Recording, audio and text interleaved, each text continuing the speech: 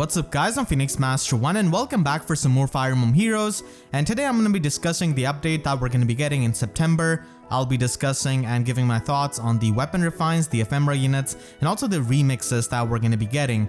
You can as well in the comments and let's have a chill discussion. When the update drops, I'll be making an in-depth analysis on the weapon refines, so be sure to like and subscribe. And with that said, let us begin. So firstly, I want to discuss the legendary hero remixes we're going to be getting this month. So Ephraim is in dire need of some kind of help and he has finally obtained some. He's going to be having attack defense solo 4 in his slot A, and he's going to be having solar brace 2. So this is much better because now it has got Kanto built into it, and he also has the anti-guard effect built into the skill. It also restores 10 HP after the combat.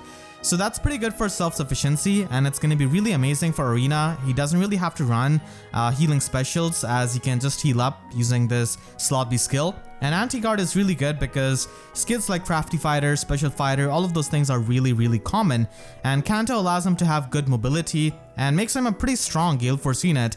He's also going to be getting a weapon refine this month. I'll be discussing that later on. So Ephraim is still going to be having Fortified Defense 3 in his slot C.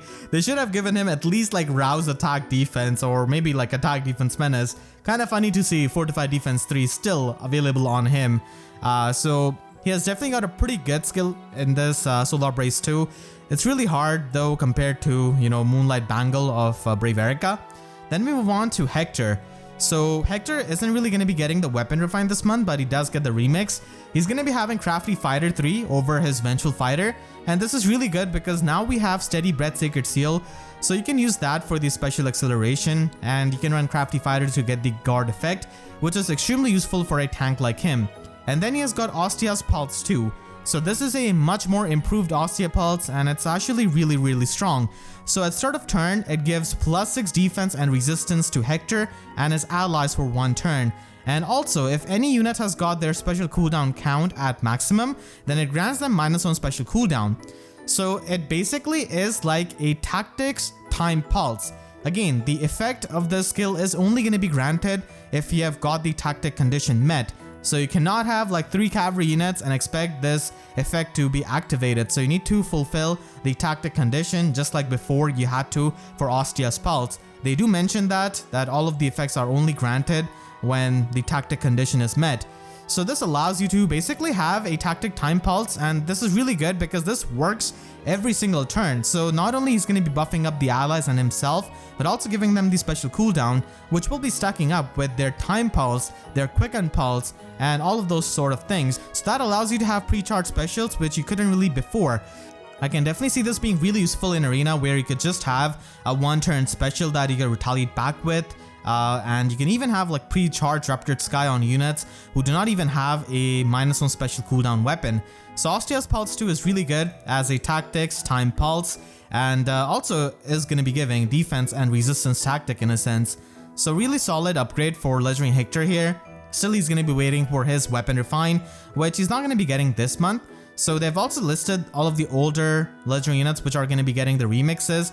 We already knew about these before, like in November, we're going to be having Tiki and Marth with their remix. In January, we're going to be having Erica and Lucina. And then in March, we're going to be having Azura. Not really too sure about Reed, but he should be in March as well, I think. So yeah, these 6 heroes are going to be getting the new skills over the time, and also their weapon refinery most likely. They're going to be having new memento events for Hero's Journey, which is really good because I think the mementos were really limited overall. And now let's move on to our weapon refinery part actually. So like I said before, Choose Your Legends 3 weapon refines were going to be happening.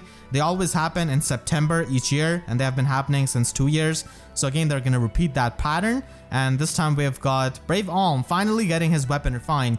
So Brave Alm was one of the Choose Your Legends units which was kind of dead on arrival because he was in a very saturated pool, and Sense skill, his slot A skill, while it's pretty good for giving him the true damage, it occupies a slot A skill, which means that he cannot run a lot of the other slot A skills. So if Brave Hector and Brave Ike's weapon refinery was any kind of indication, then Brave Alm should also have a really broken weapon refine because he got the most amount of votes in Choose Your Legends 3, similar to Brave Hector and Brave Ike in their respective Choose Your Legends polls. So I'm expecting at least like 6 effects on Brave Alm. I mean, his Draco Falchion isn't really that good of a weapon because it requires him to be away from his allies just to get +5 to all of his stats, which nowadays units just have for breathing. And Sense Skill is still a pretty good skill for the true damage. That's always going to be helping him do more damage to even the bulkiest units. But still, he needs a lot of help with his Weapon Refine, and I hope this has a lot of effects. Maybe give him like, I don't know, Distant Counter, give him debuff neutralization, null follow-up, just give him a lot of things to make my boy really viable, because my boy has been waiting for so many years, and this is his time to shine with Falchion. The next unit we're going to be taking a look at is going to be Brave Camilla. Definitely one of the better Chooser Legends 3 unit, because she's a flying unit and she also has a preferred gravity staff, and those two things are really good. And still, like, Brave Camilla could have more things to her in her Weapon Refine. Maybe she could get Canto, because that would be extremely oppressive and really good with the gravity effect that she has got. So her weapon is good, but ultimately Elise's staff is a better weapon, giving the in-combat debuffs, and they could probably give a bit more stats to this weapon. And of course I would like to have the Canto effect, because gravity with Canto is extremely good, and you know, you could use that with other healers as well, but they will have to sacrifice their slot B skill, either Dazzling Staff or Wrathful Staff. Elise can do a similar thing, but she has to let go of Dazzling Staff and slot B, which is not that good because she's quite frail. So I'm hoping that her big sister Camilla can follow her footsteps and maybe get Canto or a Trace skill built into her staff. I think that would be the best case scenario for her. Then we've got Brave Micaiah.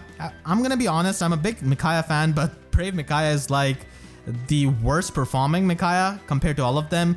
All Micaiahs are pretty unique in their own right. Like, Red Micaiah is a dancer, has got Hardy Bearing in her weapon. She's really good with her red color. Blue Micaiah, of course, has really amazing Weapon Refine. We have 2 colorless Micaiahs, which are really good in their own right. One of them also has Dominance, which is really good. And Green Micaiah doesn't really have too much going on for her.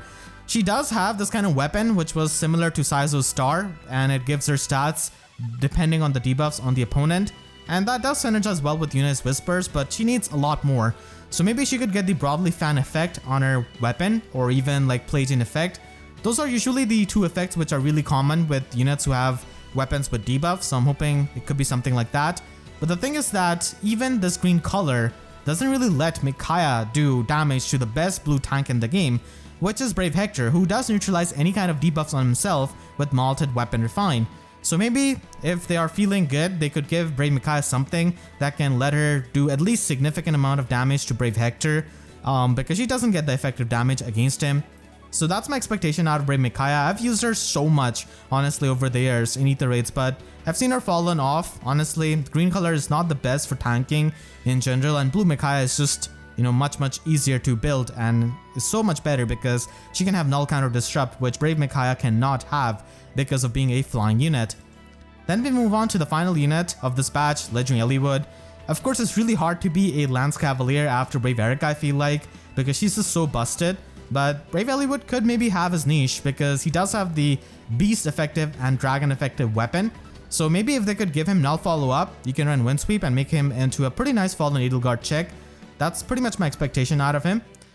And then we've got Legendary Lyn with her Weapon Refine. So Laws of Sake was a pretty nice upgrade in Vacuum, giving her the Fire Sweep effect. But honestly, she needs a lot more. I'm hoping that her Weapon Refine can give her some kind of true damage. I think that would be really good to fix her damage output and make her even better. So that's my expectation out of her. Just give her something for more player phase oriented stuff. Because like with Legendary Lyn, they always try to make her into this mixed phase unit, but it doesn't really work out that well. And I think going with the player phase is the best option with her. So I'm hoping that she can get something that can fix her damage output. She needs a lot of effects in her Weapon Refine, honestly. She needs to be as stacked as maybe like Ragento Weapon Refine or something like that.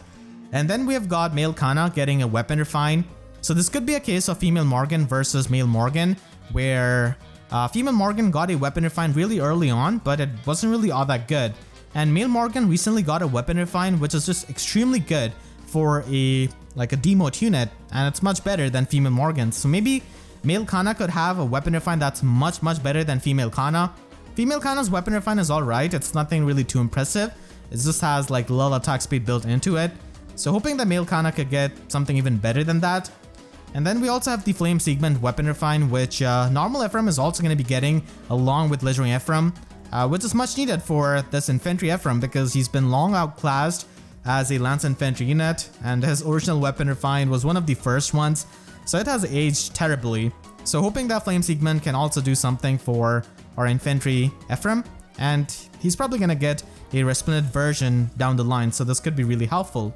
I think Legendary Ephraim's Flame Segment could potentially be giving him some kind of special acceleration, similar to Blazing Durandal, where Eliwood doesn't really need to run Heavy Blade or anything like that to get these special charges. So freeing up Sacred Steel of Legendary Ephraim would be pretty amazing if he could just charge up his special using his Weapon Refine. So that's something I would want to see, and of course he wants to have like extra stats from his Flame Segment because he's an old unit. So those are two of my expectations. I think that would go really well with this kind of remix that he has got with Kanto. So could make him a really nice Gale Force unit, and also would make him a bit different than Brave Erica, where she has got the partial null follow-up in her weapon. She of course has insane damage output, and Legendary Ephraim is never ever going to be comparing to her in that aspect, so to make him unique, you pretty much need to make him so that he can charge his specials faster, and Anti-Guard is kind of similar to Brave Erica as it is. So that's what I really want on Legendary Ephraim personally. So those are all of the weapon refines. I'm by far most looking forward to Micaiah and Camilla's weapon refine, because I feel like Camilla has a lot of potential as a colorless healer if she ends up getting Kanto skill.